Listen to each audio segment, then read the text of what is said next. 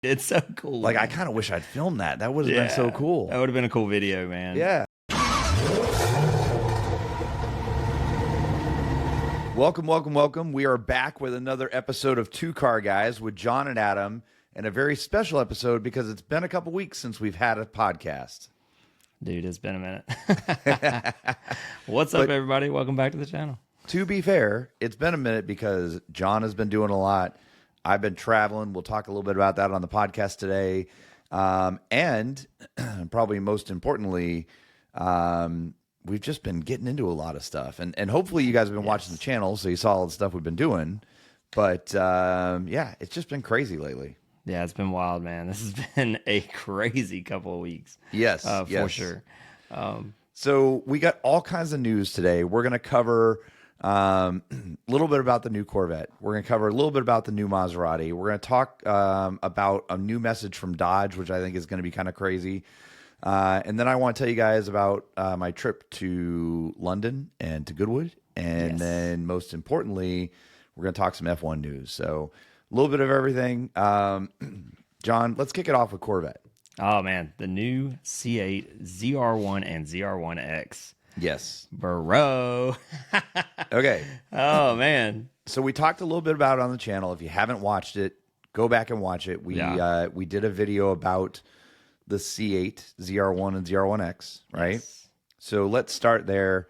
John, you were the authority on Corvette. You've had, what, 3 of them already, right? Had 3 C8s. I really love that platform. I think it's an amazing car. The Z06 was awesome. Even the base car is a pretty sick car. But the ZR1, you know, it's like, that's the new fun thing, right? So it's like this ball that you're always chasing. Do you ever have the fastest one? Do you ever have the coolest one? Well, the ZR1X right now is the big bad dog on the block. And, dude, the times they put down at the Nürburgring, sub 7 minutes. Absolutely astonishing. And I don't think that anybody in that area is happy about it, right? Like Porsche right now is like, we're going to make something that's faster. I promise. You know, but yeah, I mean, Ford basically said, nah, that's cool. We're coming back with the GTD. Yeah. So that was pretty Ford's cool. Ford's already thrown down the gauntlet, said they're coming back with the GTD. Another interesting video, if you guys are looking for something to watch, is Ford's video with Max Verstappen and Chris Harris. That video is awesome. Pretty cool. He actually drives, Verstappen drives the GTD on the Nürburgring. Yeah. And there's a part in that video where Chris Harris is like, I can see your brain working. I can see you looking for, you know, can I take a little bit more in this corner? Can I take a little bit more in that corner, right? It's actually pretty cool to see. One of the funniest things, and there's a short about it, is watching them breaking into the corners. Yeah. And watching them full break into the corners, and Max just sit there like this. Yeah. And Chris is like, he's like, yeah, he did not have the neck just for head it. flopping everywhere. It's hilarious. But, you know, to stay on subject a little bit, thinking about that, they didn't use a pro driver on the ZR1 or the ZR1X.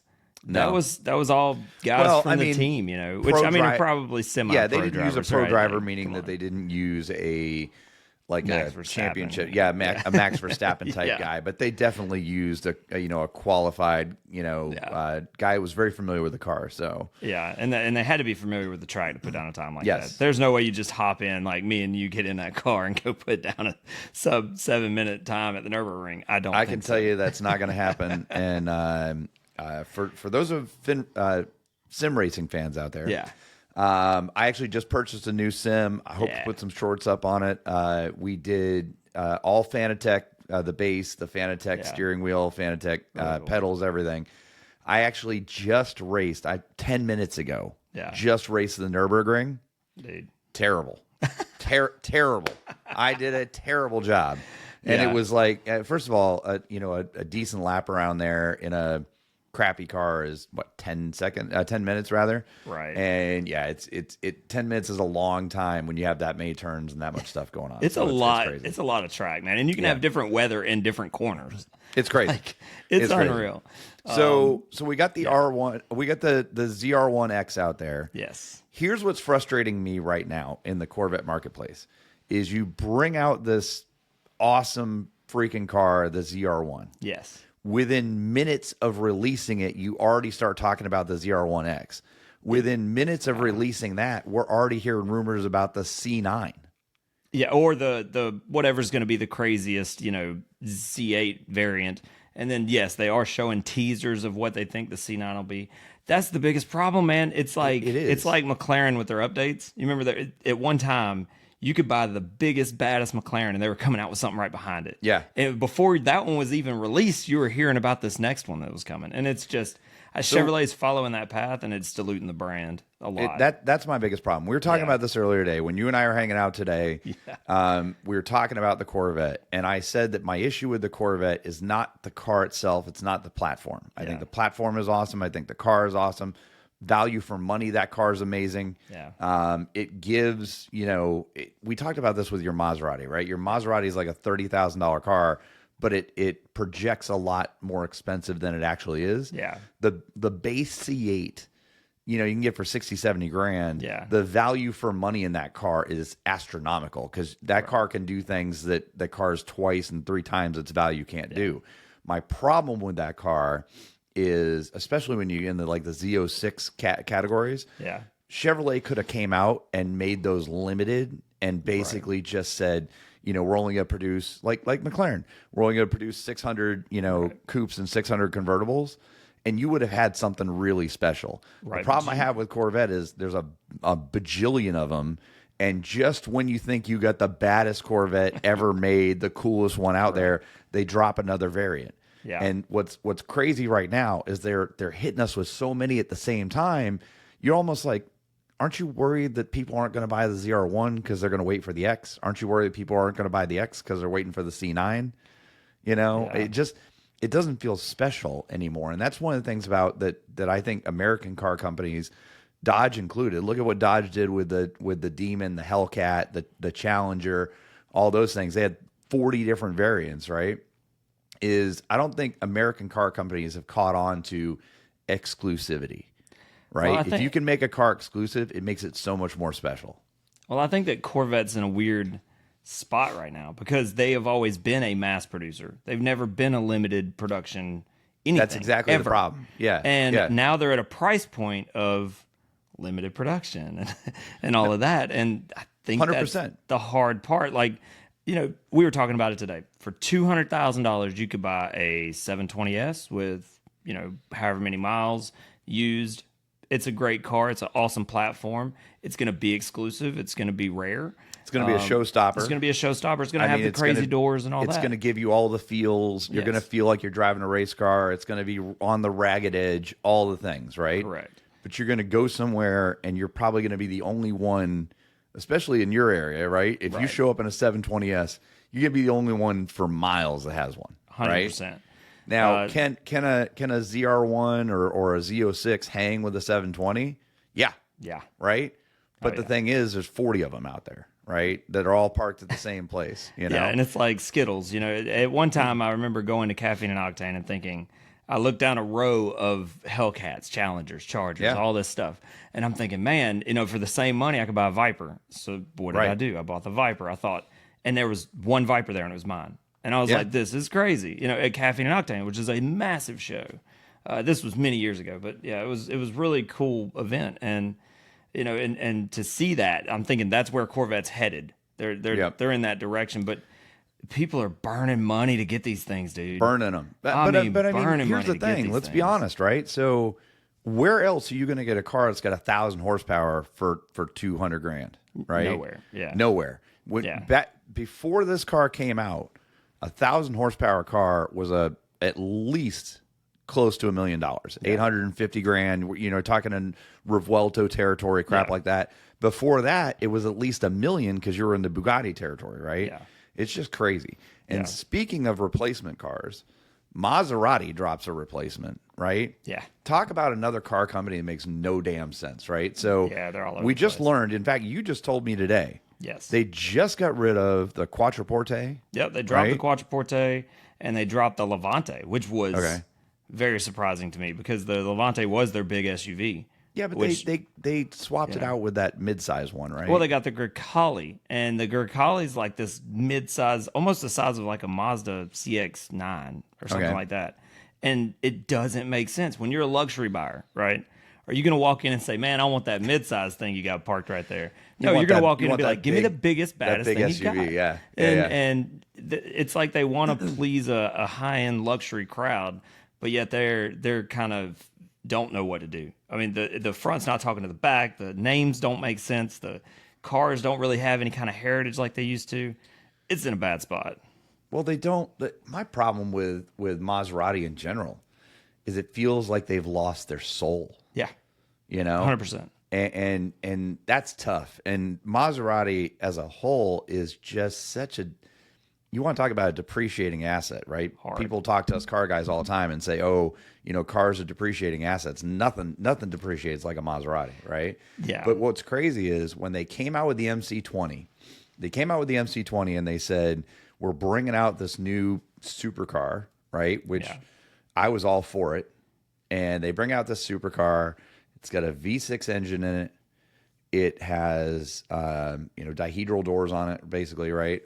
And it was the size of a small vessel, like a shipping vessel. I mean, it was just, it's such a big vehicle. Yeah. And I like the styling of it in a way, but at the same think it's time, gorgeous. It's so big though. I love it. I love the wide, low, like long car, and Yeah. yet feels small when you're in it. I think that's amazing. I think they killed that. I love the crazy doors. Like that's the first Maserati I think to have crazy doors. Well, You know? didn't the original MC have crazy doors as well? Well, it was based on the LaFerrari, or not Yeah. the LaFerrari, the MC12. The original The MC. MC12 had those doors, but it was based on a Ferrari. So it was a nod. Enzo. It was a nod back And- to that. Yeah, and Right. it was a nod back to that. And I thought, well, this is cool. Let them go mainstream with this, and then bring out another supercar that's a V8 version, and then let's get the GTS going, and let's go in down that path with like the crazy sounding car, and then maybe one day we'll have another nod to it for real with a V12. Yeah. And I thought that could be the direction they're going, and no, And it wasn't. electric everything. Bad. No, and what's crazy about that car, what's crazy about the MC20 was when that car came out, they were talking prices in the 200s. Yeah. And then when they talked about the Clio or Cabriolet or whatever it was, Yeah. it was prices in the 300s. And I was like, guys, you've lost your mind, right? Yeah. I mean, hit me up in a year when that car's 160, Well, not to mention- 150. Not to mention the fact that when they were bringing them out, their comparison to that car was like a 570. I mean, that was a comparison, and that was a $150,000 car at the time. Yep. And then COVID happened, and then everybody was on this list to get these Maseratis and paying way over to get them. Man, I would hate to be that guy right now. No, it's crazy, and I'll tell you the other thing that so if you haven't seen it, Maserati just dropped the MC12 replacement, right? 20. Sorry, MC20 replacement, and the MC20 replacement looks the same as the MC20. It's got the same power plant. I don't know why they felt the need to rebrand it. I feel like it's a huge miss from Maserati. I feel like they were just like scrape the name off, and then they were like, "Ooh, new name." I mean, yes, car. that's exactly how I feel. I feel like they were like, okay, the MC20s aren't selling. We're gonna rebrand it as something else, and everybody's gonna love this thing. Yeah. And then they get in, they're like, "Oh, same. False. Same car." Same, but different, right? Yeah, still but still same. No, I mean, it just makes no sense to me why they did that. And again, weren't you talking to that one guy and he was saying it was like 80 grand off of the MC20? So before Maserati of Birmingham closed, they had 3 or 4 MC20s there, all different specs. But the one that I wanted matched the Aston. I thought that would have been a cool spec. But they were doing like 85 grand off the car. Now, the one I wanted had an MSRP of like 330, and even 80 grand off didn't make enough for me to be like, yeah, let's do it. That really doesn't make enough And- sense because you're still in the 200s. Yeah, at that Yeah. number, like, come on, man. And so I was like, all right, but they had a lower model that could have got me closer to the, like, what I thought the real value was, but it just we couldn't make sense of that deal, man. And then that Yeah. that dealership closed, which sucks because we go to Birmingham a good bit, and I'm thinking, okay, well, I've got a service center here, you know, all that. I don't have to go to Atlanta. I've got another option, you know, all that. Gone. Nope. It's a super dealer now.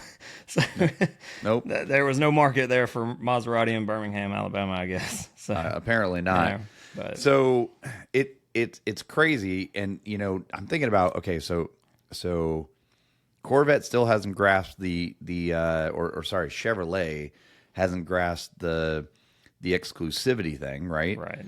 Maserati's got exclusivity, but they got no buyers, so that's interesting. And we have another company that totally lost their way last year. I mean, just didn't hit the mark whatsoever. They had a huge fan base, and we used to joke about the fact that this was the company that was going to put, you know, a supercharged 1,000 horsepower engine in a minivan. Oh, yeah. And they just showed up one day and they were like, "Hey guys, we're going electric. We're gonna get rid of all of our popular cars. We're gonna shut them all down. We're gonna go electric." Yeah. And I feel like when they said that, it changed everything. And if you haven't picked up already, that company is Dodge, Stellantis, all those folks. They brought back Tim Knuskis. If you haven't seen the commercial, the gosh. Dodge Ram commercial that came out is awesome. Yes. Because it's literally like we're going racing again. We're bringing Eagles back flying, the Hemi. Like we're Eagles flying. And the tagline is, Americans are really bad at not being American. The one thing we can't do is not be American. Yeah. And I was like, dude, this is back to where he was. And they just announced that they're going to put a Hellcat motor back in the Ram again, and basically rebuild the TRX and get rid of the RHO, which, you know, you and I went to look at an RHO yesterday, and they said they had one at that dealership. You couldn't give me an RHO right now. Well, because you know what? if they do put it back, if they do put that TRX engine back in there, that RHO isn't going to be worth 10 cents. I think what they should do, and if they were smart, it's just like the Ram, or I'm sorry, the Ford Raptor and the Ford Raptor R. They need to have both. And they need to have them both together and just do it that way. Or, even better, just bring out a 392 version of the TRX. You know what I mean? Yeah. Give me the V8. Give me an option for just rear-wheel drive only that gets a little better gas mileage. And I'm in, man. You want 11 instead of 9? Is that what you're looking for? I would be happy with is that 14-ish. You know, the 14-ish? 14-ish would be solid. You know, if I could get that, that'd be cool. 14-ish. But, And speaking of 14 miles a gallon, so I know some people have asked me repeatedly, I'm not going to lie, to do a video about the tune on the Raptor. Yeah. And it's not that I don't want to do it. I want to do it right and make it something that you guys not only will watch, but it's something that you guys can reference going forward. There's just not a lot to talk about when it comes to that. I will try to do one here very soon, though, because I think I got a good plan on how to do it. Sweet. With that being said, I'm seeing 20 miles a gallon on the highway, you know, maybe even a little bit more sometimes, and then about 16 to 17 around town with that tune. Now, granted, we have the tune, the intake, the intercooler, and the blow-off valve, right? And the exhaust, but so much better. Unbelievably better driving experience, gas mileage, the whole 9 yards. Yeah. But I'll tell you what, them bringing back the TRX motor and that sort of thing, you know, having the real TRX back, kind of makes me want to buy a Ram, dude. I mean, come on over to the dark side, man.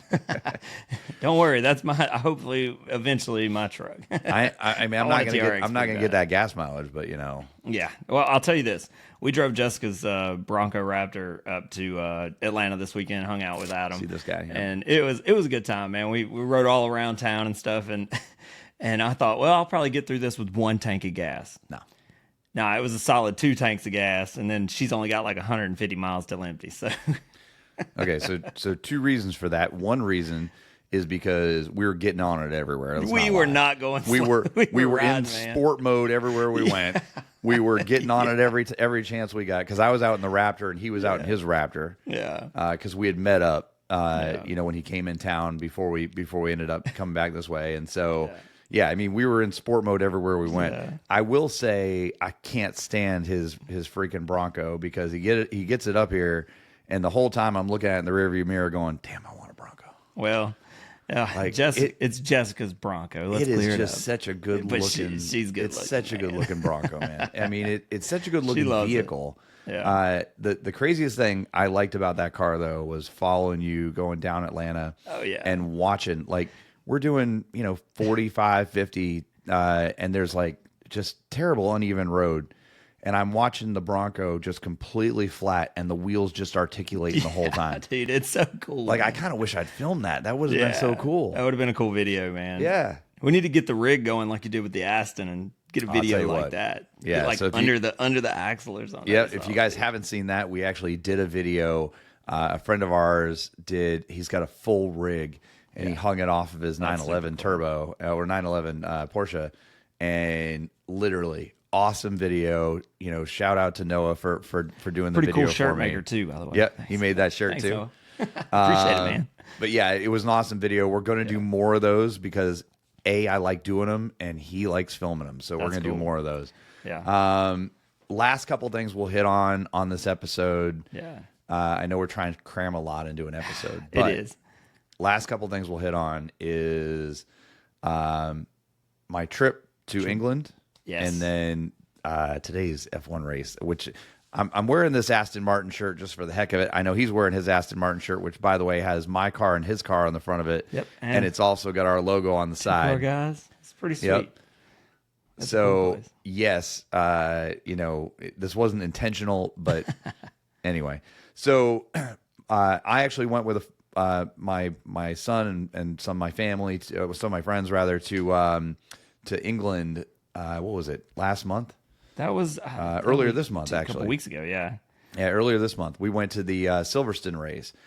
Absolutely amazing race. I mean, it's an iconic track. Let's be honest, right? Right. It was an amazing race. It rained as per usual, but it made the race more interesting. We had an amazing time. Everything about the race was great. Food was good. The people were great. The track is incredible. Yeah. There are some trackside hotels. I can't imagine what they cost during the race. Yeah. But I would love to stay in one of those hotels because you literally go out. It looks like an apartment, Right. and you go out on this gigantic balcony where like 10 people can sit. Yeah. And you're basically just looking at the race. Like, I can't even imagine the status you would need to have one of those things. But it was Have awesome. the correct change. Correct to change. say the least. Yeah. But it was an awesome race. Yeah. The crazy part was the day after the race, I'm sitting in London. I turn on the TV, and Christian Yes. Horner got let go. Oh, and I mean, man. it was like 6 a.m. my time, so it was like 1 a.m. his time. Yeah. I'm like texting him. I jumped online, made a video for you guys so you could see it. Absolutely. But he called me. He's like, "Do we need to make a video together?" I was like, "Yes, we probably Yeah. do." And then we like FaceTime videoed. It was pretty cool, man. Yeah. That was wild. Yeah. I'm at work and everybody's like, "What are you so giddy about?" I'm like, "This is an interesting situation." Yes.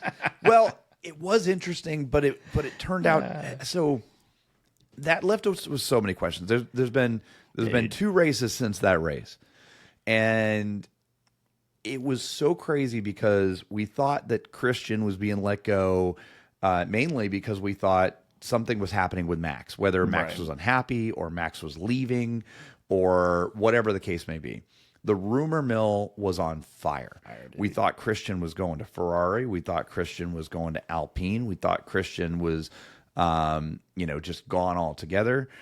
We thought Max was going to Mercedes. There was so many rumors flying all around all over the place. Yeah. And there was, even to this day, here we are 2 races later, 4 weeks or whatever it is, 4 weeks later, we still don't have really good clarity on what the heck happened. Nope. Right? And we don't know the fate of Christian. He could end up at another team or something. I don't even know. We've I mean, heard John, so you many know. things. We've Yeah. heard so many things, man. It's like, is he going to go to? Is he going to buy Alpine and turn that into his team, and then go get the Red Bulls? Is Yeah. he going to? I think another one was join the FIA and then go after Toto Wolff. Like, I will get my arch enemy one way or another. I feel like he's I personally think now his personal decisions as a person maybe not so great, but him as a team principal will go down in history as one of the greatest. And I mean, I agree. He was with whether that. he He was ends with this that team career for here or 20 not. seasons. Yeah, absolutely. And they didn't. It does take a. You want to talk about taking a village? There's Yeah. so many people that are involved in the success of an F1 team. Absolutely. The racer is definitely part of it. But if you don't give him a good car, if you don't give him a good strategy, we've seen people lose on strategy. Yes. We've seen people lose on a pit stop. Yep. We've seen people lose on tire choice. I mean, it's crazy. Or just tire deg. I mean, just tire deg, degradation yeah. of the tire. You know what I mean? Just the car not being able to keep the tire long term. Starts out great, does a great qualifying lap, but sucks in the race. It's just that type of thing. And Yeah. dude, I don't know, man. I'd like to see Christian back on the grid, obviously. I think let's be honest. and I think we will see him back on the grid. I don't see any reason why we wouldn't see Christian back at some point. May not be this season. We're going into the summer break. We've got 4 weeks or something like that until the next race. 3 Right. weeks. So we've got a significant amount of time until the next race. I think we may or may not see some stuff in the works, some stuff happening. So we'll see. But after we left Silverstone, we stayed a few days in London, kind of poked around, and then we went to Goodwood.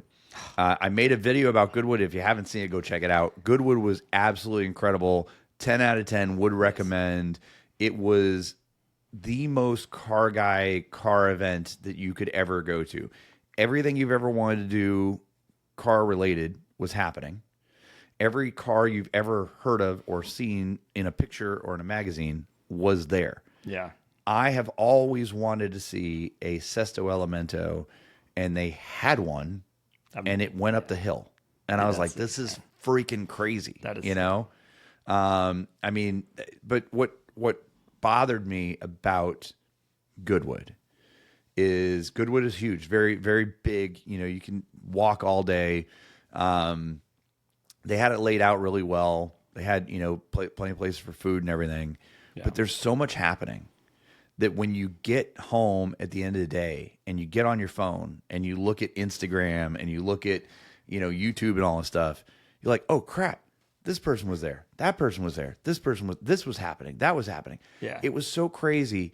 There were so many people that I would have liked to have seen or have met or have talked to or whatever. And they were just, like I Going missed 100 them. miles an hour with you. But I missed them at like, we missed Dua Lipa pulled up to the Porsche corral right when we walked away. I didn't even know she was coming, right? She pulled up in her 911. We were, I think, 2 minutes away from George and Toto over at the Mercedes area, That right? would've been cool, man. Nico Hulkenberg was there with Kick Sauber. We missed him. Would've been. We missed Ollie Behrman and Esteban Ocon.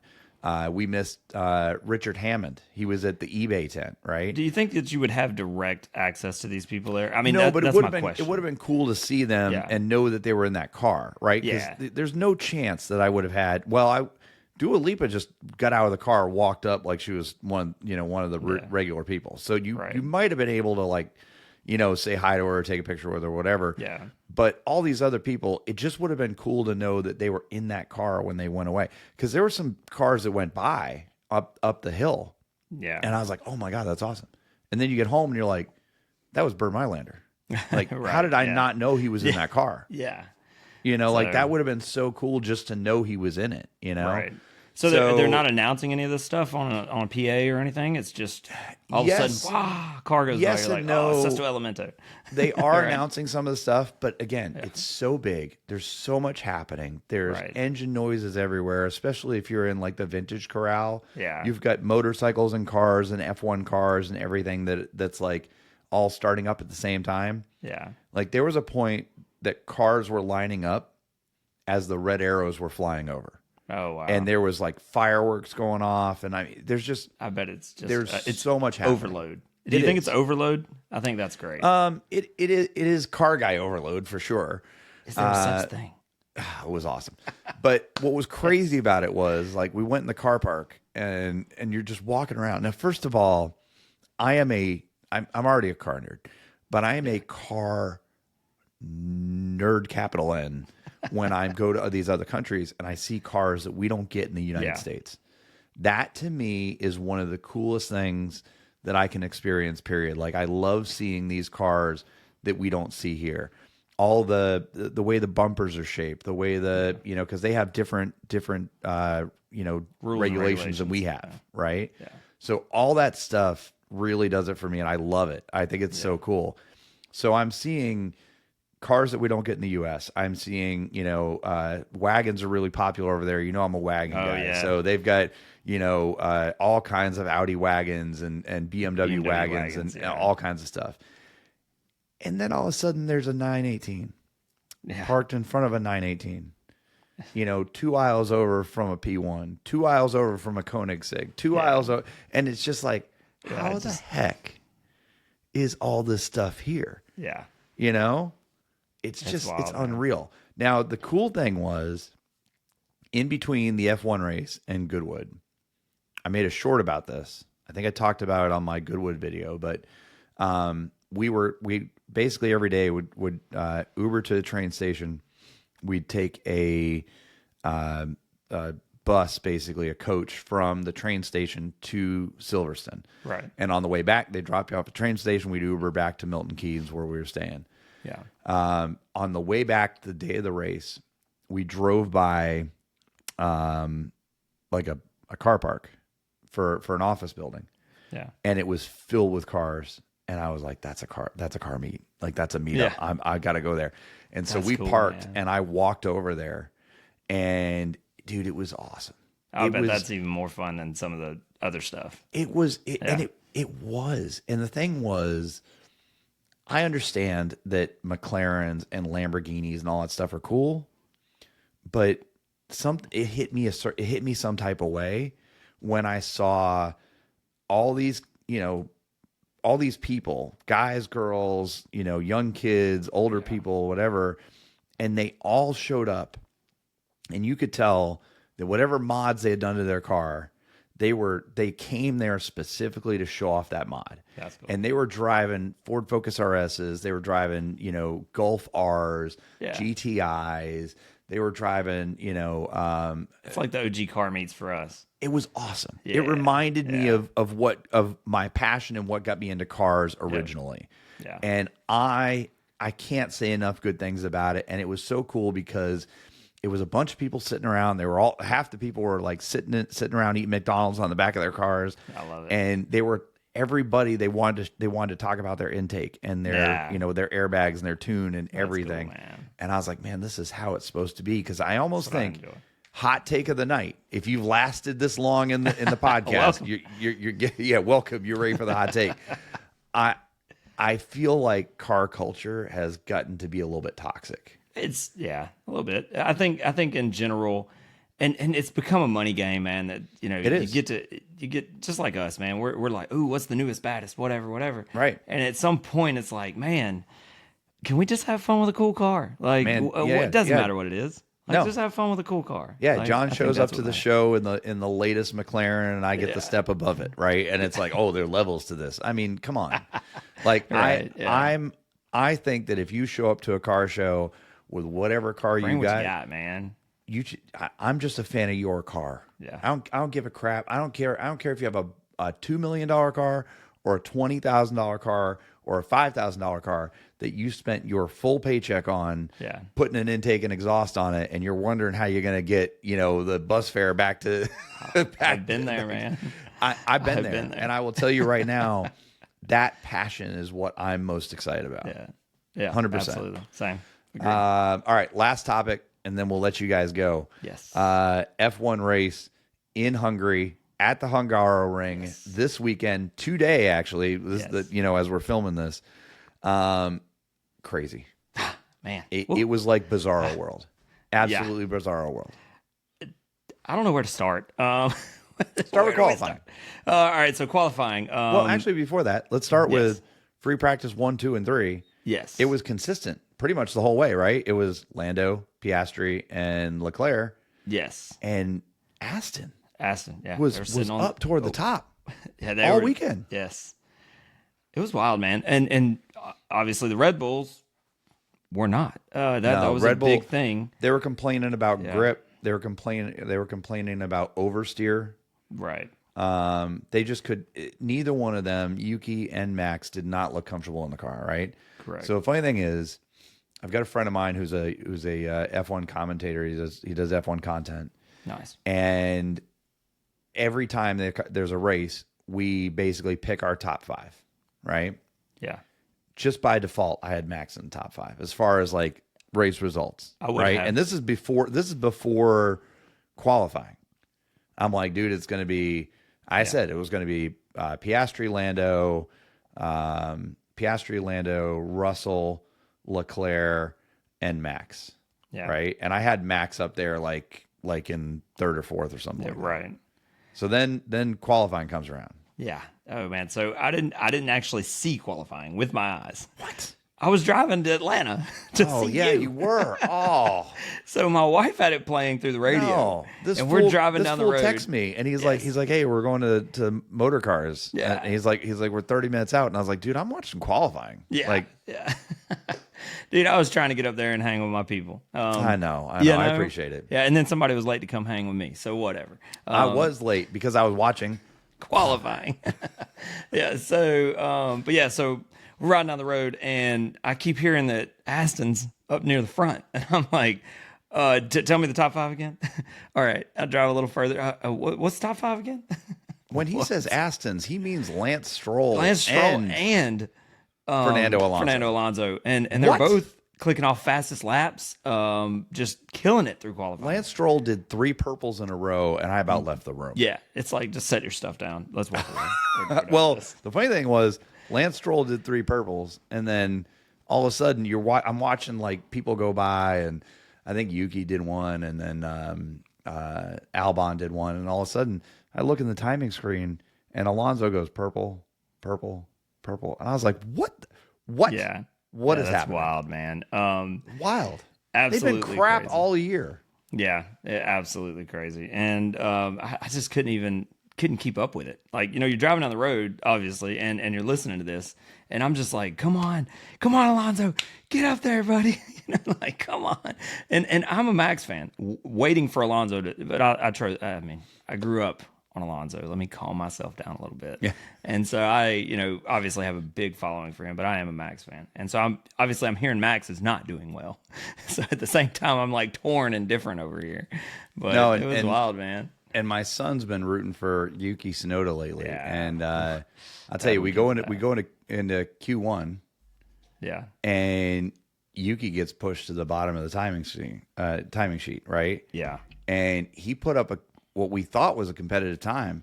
It was in like within 100th or something like that of Max, right?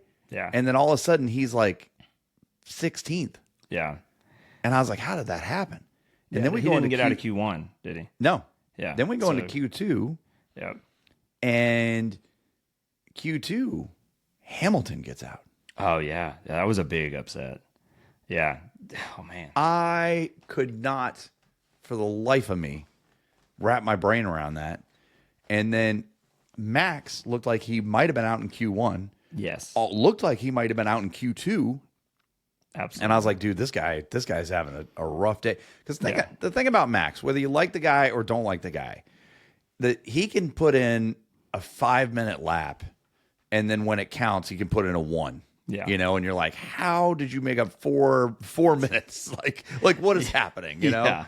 But the guy just he finds a way to connect the dots when it matters. And today or yesterday during qualifying, he couldn't connect them. No. And he was dragging that brick as far as he could pull it, man. Yeah. I mean, it was like he was pulling an anvil up a hill. It was just not great. And No. I don't know what changed. The weather, I hear, was a big factor.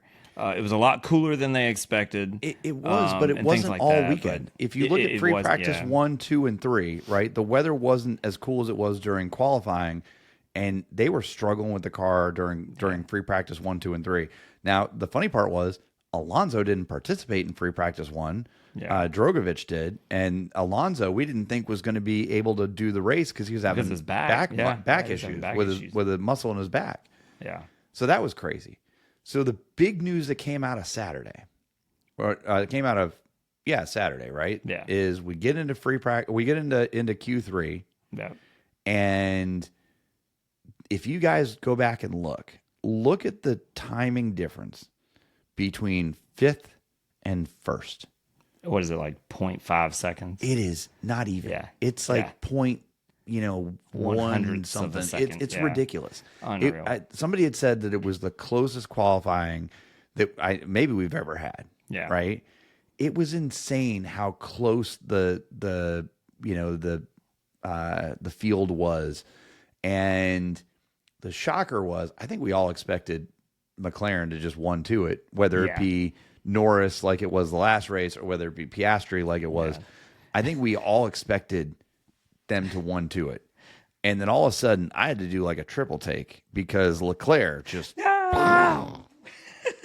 Leclerc just I just think of like, how it's like, hey, what's everybody? Wow.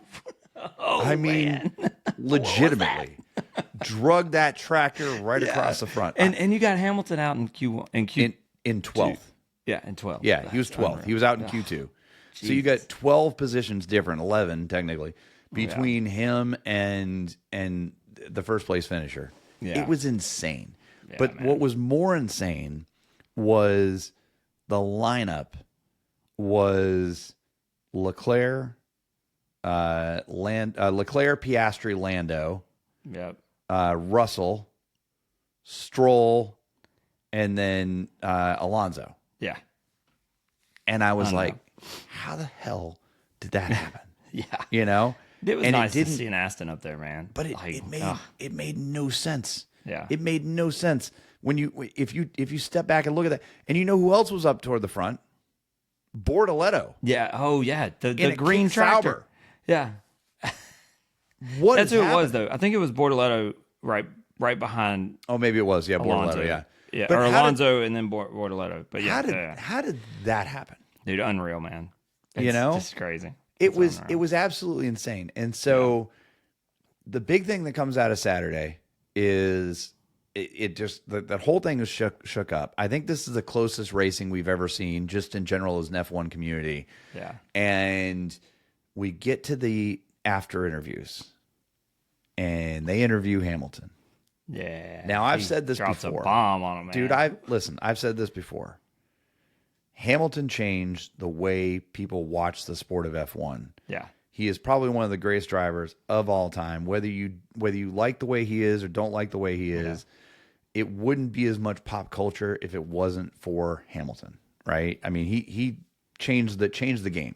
Yeah. To see him the way he's been at Ferrari hurts me as a fan, right? It's tough. And when he goes into that interview and they're like, "What did you think?" And he's like, "I'm useless. They should replace me." That is just a lot.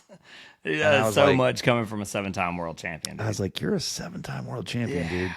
You don't. I don't know if he doesn't realize his worth right now or what's going on."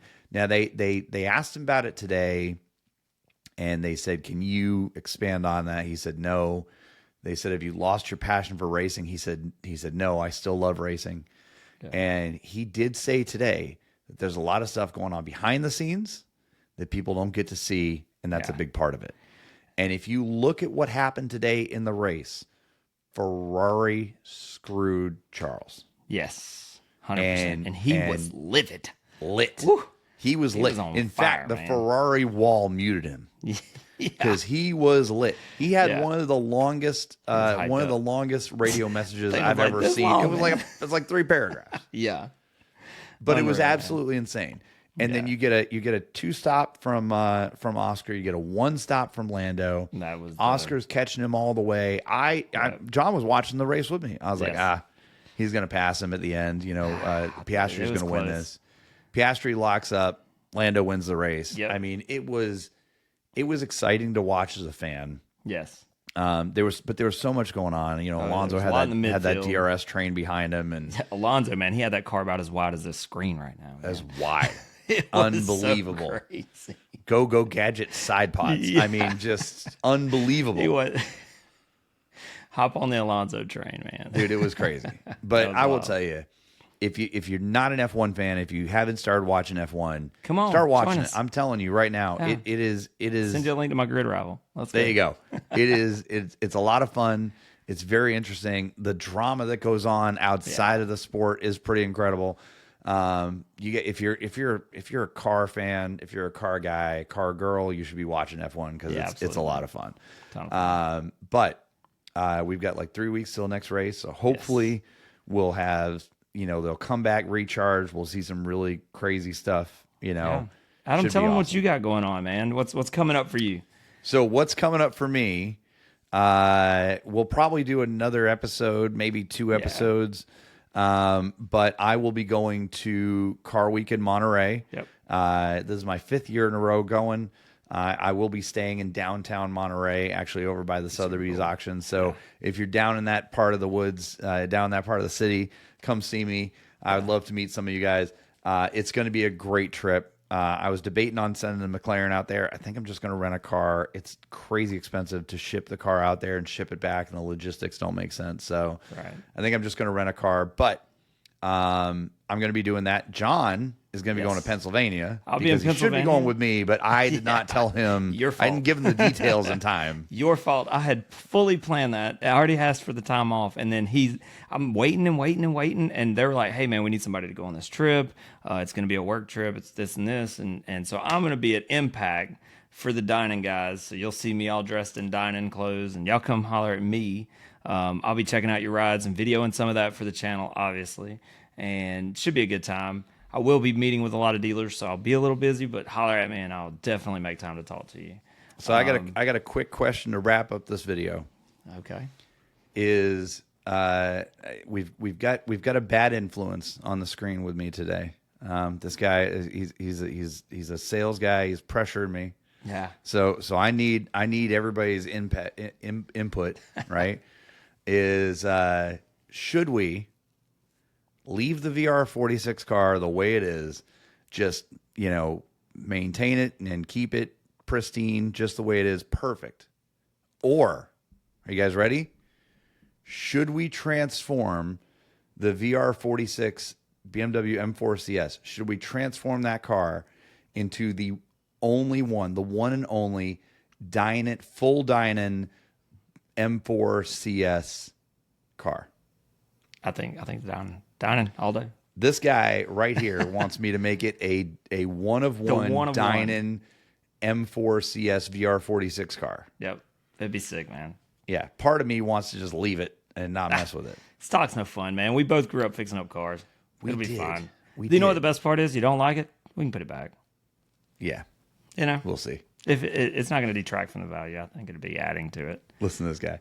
It could be pretty cool, right? We could have the only one of its kind. It would come certified with all the Dynan stuff anyway. Yes. So it would be a legitimate Dynan car. So we'll see.